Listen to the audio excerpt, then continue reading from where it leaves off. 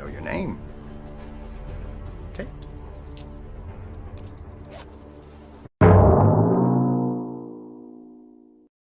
Kali ini, gue bakal membawakan sebuah film dari tahun 2014 yang berjudul Jailbait. Film ini sih udah lumayan sering direview sama teman-teman YouTuber lain. Cuman menurut gue, kisah dari film ini tuh sangat menarik buat gue ulas. Jadi, bakal gue bawain buat kalian semua nih. Sebuah film dari Amerika yang menceritakan kisah bagaimana nih bobrok dan amoralnya kehidupan di dalam penjara, cuy. Bukan penjara biasa, namun di sini adalah penjara khusus wanita, cuy. Jadi udah mulai kebayang kan ya genre apa nih yang bakal kita lihat di film ini?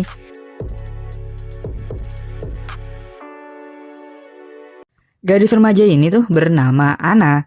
Velo adalah teman terbaiknya Anna. Namun, ayah kandungnya Anna nih mempunyai pemikiran yang berbeda. Bukan yang mendukung anaknya, dia malah menggenjot si Anna, cuy. Dengan sangat kasar ya, ayahnya Anna memukul Anna, menghardik Anna, dan saat ayahnya mengeluarkan samurainya, Anna pun refleks menendang ayahnya hingga terkena vas bunga. Oh, mother. Naasnya, ayahnya Anna nih tewas secara mengenaskan.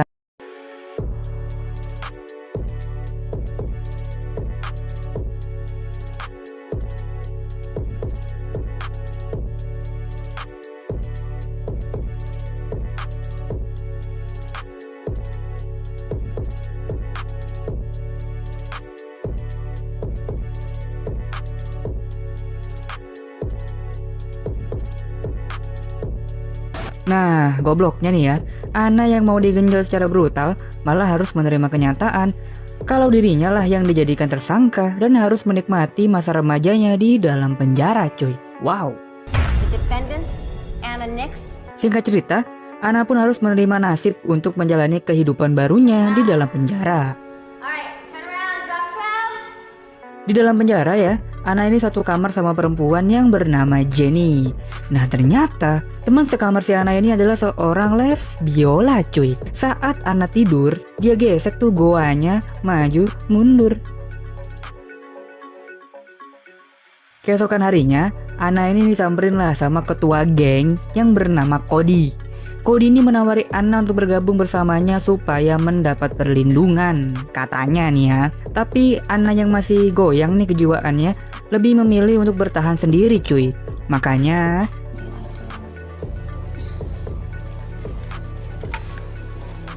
dia nih dikerjain lah sama si Cody dan temen-temennya. Digebukin dong si Anna ini sama Cody. Makanya badannya Anna sampai memar-memar begini, cuy.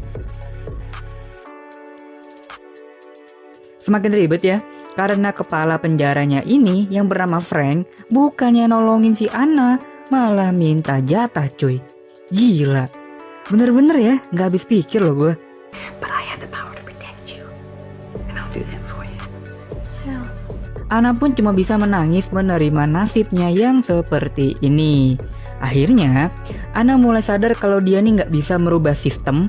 Jadi, dia pun bergabung bersama Cody menjadi anggota dari gengnya. Anna pun diajaklah nongkrong bareng Cody dan temen-temennya di dalam kamar, cuy. Yang dimana ya?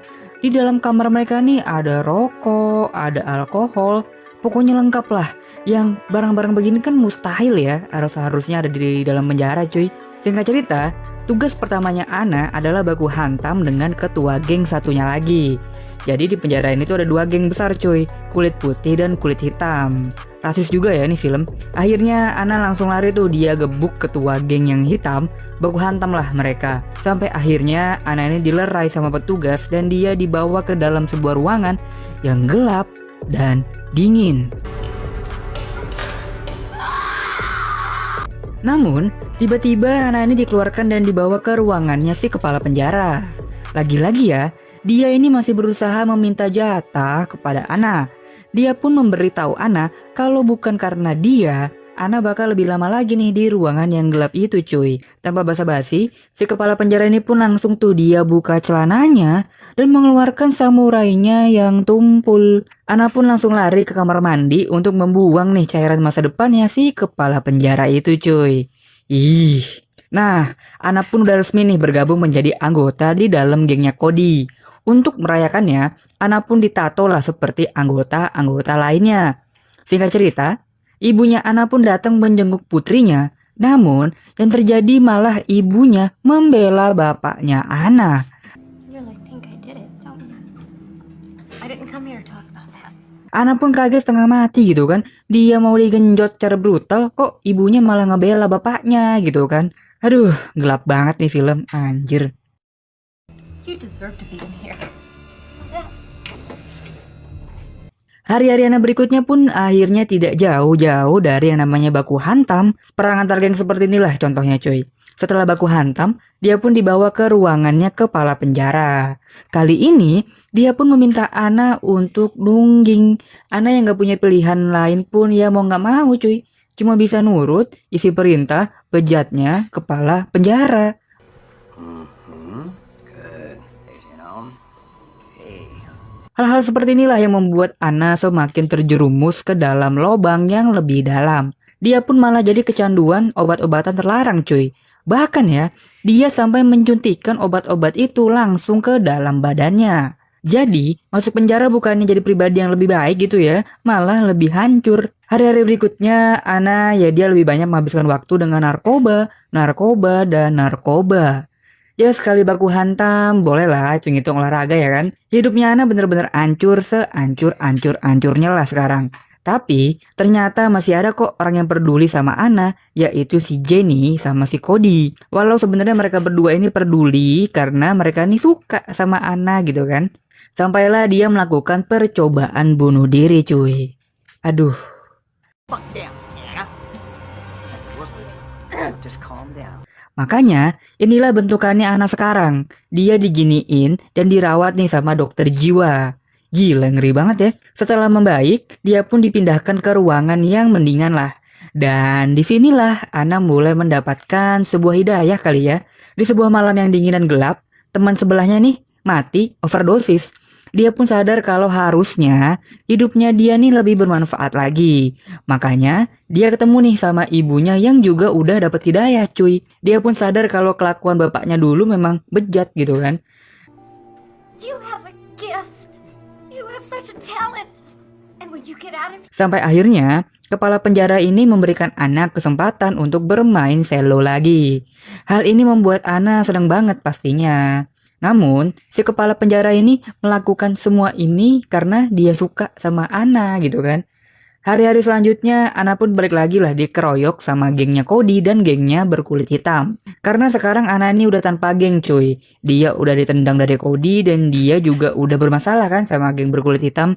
Jadi Ana ini sandwich lah. Kasian banget ya. Sampailah satu titik, dia ini ceritalah sama dokter di penjara ini tentang kelakuannya Cody dan si kepala penjara. Nobody ever believed me. My mother never believed me. Namun ternyata kepala penjara inilah orang di balik aksinya Cody.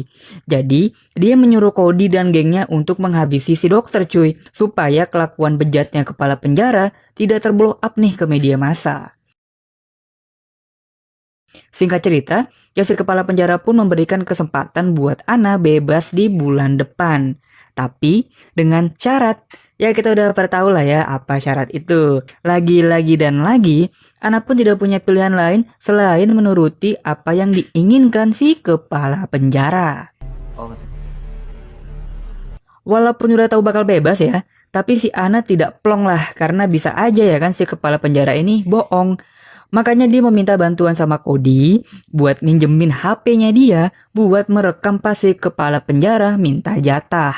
Nah, akhirnya si Ana pun sidang nih apakah dia bisa bebas atau enggak gitu kan dari penjara. Si kepala penjara pun malah minta Ana untuk lebih lama lagi nih di penjara. Makanya Ana pun langsung dia keluarin tuh HP-nya Cody dan dia tunjukin video 18 detik yang dia rekam sama si kepala penjara cuy.